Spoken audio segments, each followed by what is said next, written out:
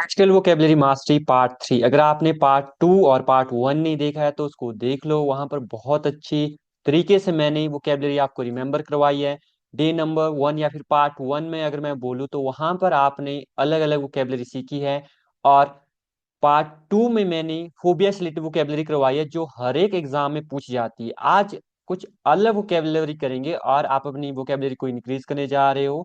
चाहे आप इंग्लिश सीख रहे हो या फिर आप कॉम्पिटिटिव एग्जाम की तैयारी कर रहे हो, आपके लिए ये जो सीरीज है बहुत ही अच्छी। अगर आपको ये सीरीज पसंद आ रही है तो आपने चैट बॉक्स में लिखना है, फीडबैक भी देना है। तो स्टार्ट करते हैं आज की न्यू वोकेबलरी वर्ड। चलो सीखते हैं। तो सबसे पहला जो वर्ड है ऑडेशियस, जिसका मतलब होता है करेजियस। जिसका मतलब होता है करेजियस, बोल्ड।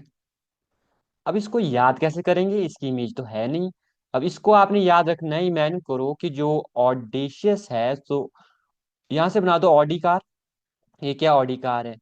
डेशियस से बना दो एसिड बना दो। हर कोई क्या नहीं कर सकते है, हर कोई ऑडी पर एसिड डालने का साहस नहीं कर सकता है, करेज नहीं कर सकता है। दोनों ही लिखा है मैंने, दोनों ही लैंग्वेज में यहाँ पर। सो ऑडेशियस का मतलब होता है साहसी। अगर आपने इंग्लिश में सीखना तो करेजियस। तो मैं करूँ कि ये पर्सन है, इसमें इतना साहस है कि ये क्या करता है, ऑडी पर एसिड डाल सकता है। ऑडी पर क्या डाल रहा है, ये बॉटल में क्या है, एसिड है, मैं करो, और इस पर ये डाल रहा है। जो नेक्स्ट वर्ड है आपके लिए दैट इज डॉगमेटिक, जिसका मतलब होता है स्टबर्न और कटर। जिसका मतलब होता है स्टबर्न और कटर। और ओपिनियटेड इन बिलीफ, जो किसी बिलीफ में मतलब विश्वास रखता है, जिसको कोई चेंज नहीं कर सकता है, उसको बोलता है डॉगमेटिक। अब रिमेंबर कैसे करोगे, इमेजिन करो कि ये जो डॉग की माँ है, यहाँ पर जो आप दिख रहे हैं ना, ये डॉग की माँ है, बहुत स्टबर्न है, कटर है। बेचारे इस डॉगी को बाहर खेलने नहीं भेजती है। तो ये क्या है, डॉगमेटिक। इसकी जो माँ है बहुत कटर है, स्टबर्न है, जिद्दी है, और इसको बोलते हैं कि बाहर खेलने नहीं जाना इस डॉगी को। आपको होगी रिमेंबर ये वोकेबलरी। नेक्स्ट है रेवरेंट। नेक्स्ट क्या है, रेवरेंट, जिसका मतलब क्या होता है रिस्पेक्टफुल या फिर डीपली एडमायरिंग। अगर हिंदी में बोल तो श्रद्धालु। अब इसको कैसे रिमेम्बर करोगे आप, तो इमेजिन करो कि एक रिवर हो जिसको आप पार कर रहे हो, और ये रिवर है, ये इसको आप पार कर रहे हो। इसको पार करने के लिए आप क्या दे रहे हो, रेंट दे रहे हो। किसको दे रहे हो, रेंट, इस लड़की को। और इसका नाम क्या है, श्रद्धा है। तो रेवर से बना दिया, रेवरेंट से बना दिया हमने रिवर। जो आपको दिख रहा है यहाँ पर वर्ड रिवर, और क्या दे रहे हो आप, रेंट दे रहे हो रिवर को पार करने के लिए। कौन ले रही है रेंट, ये श्रद्धा। अगर इसकी इमेज नहीं है आपके ब्रेन में तो आप श्रद्धा कपूर को इमेजिन कर सकते हो। जो श्रद्धा कपूर है वो आपसे क्या ले रही है, रेंट ले रही है इस रिवर को पार करने के लिए। इस रिवर को आप जब पार कर रहे हैं तब। नेक्स्ट वर्ड है नौसिया या फिर नौजिया। ब्रिटिश प्रोनाउंसिएशन है नौजिया और इंडियन प्रोनाउंसिएशन है नौसिया। जिससे भी आपने करना है इसको रिमेंबर कर लेना है। जिसका मतलब क्या होता है, जी मचलाना। अब इस वर्ड का मीनिंग क्या है, फीलिंग ऑफ सिकनेस या फिर अर्ज टू वॉमिट। जब उल्टी करने का मन करता है उसे नौसिया भी बोलते हैं, फिर नौजिया। आप दोनों ही बोल सकते, दोनों ही प्रोनाउंसिएशन क्या है इसकी राइट है। अभी रिमेंबर कैसे करोगे, इसकी में तो है ही नहीं। तो नौसिया से बना दिया नोज, और सी ऐसे बना दी हमने सी। तो इमेजिन करो कि आपके नोज के अंदर क्या जा रहा है, सी का वाटर जा रहा है, जिससे कि आपका उल्टी करने का मन कर रहा है।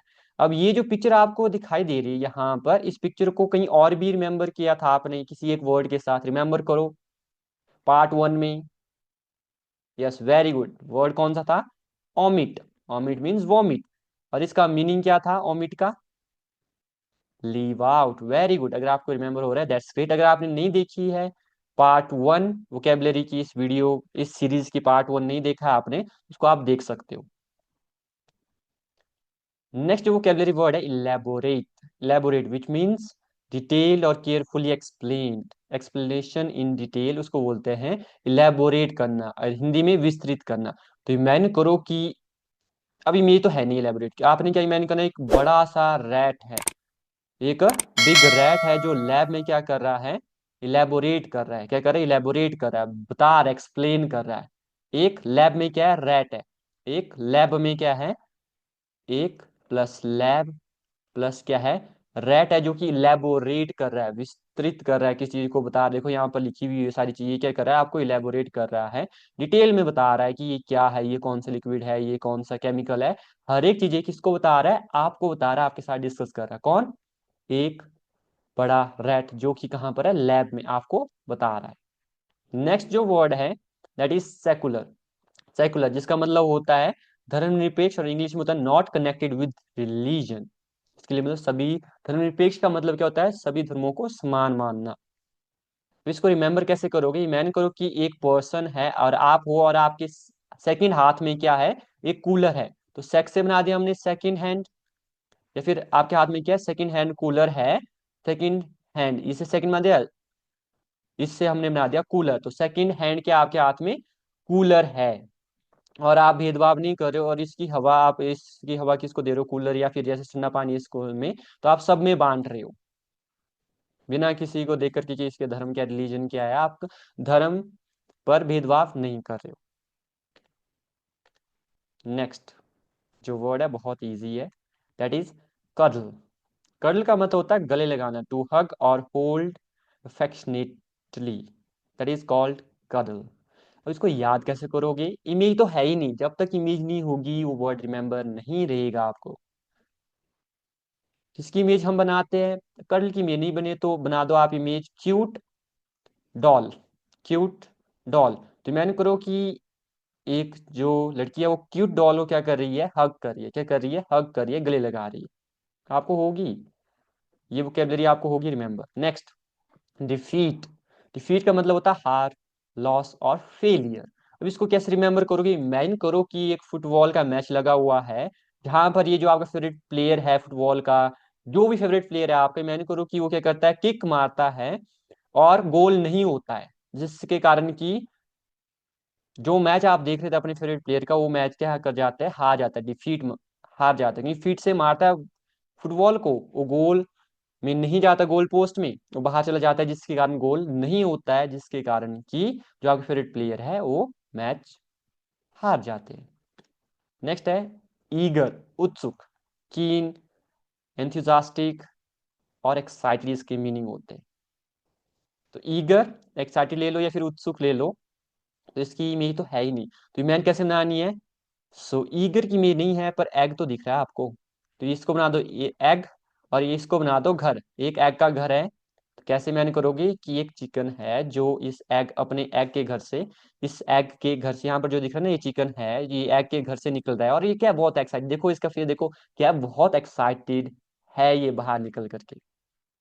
नेक्स्ट जो वर्ड है आपके लिए दैट इज टिकलिंग। टिकलिंग गुदगुदी, sensation causing, sensation causing laughter और इरिटेशन, उसको बोलते हैं टिकलिंग। अब इसको रिमेंबर कैसे करोगे, मैंने करो कि आपने टिकट नहीं ली थी, टिकट नहीं ली थी जब आप रेल में चढ़े थे, तो टिकट नहीं ली थी, तो आपको क्या करता है, जो टीसी होता है वो क्या करता है, गुदगुदी करता है, क्या करता है, गुदगुदी करता है। देखो यहाँ पर आप हो और आप हंस रहे हो।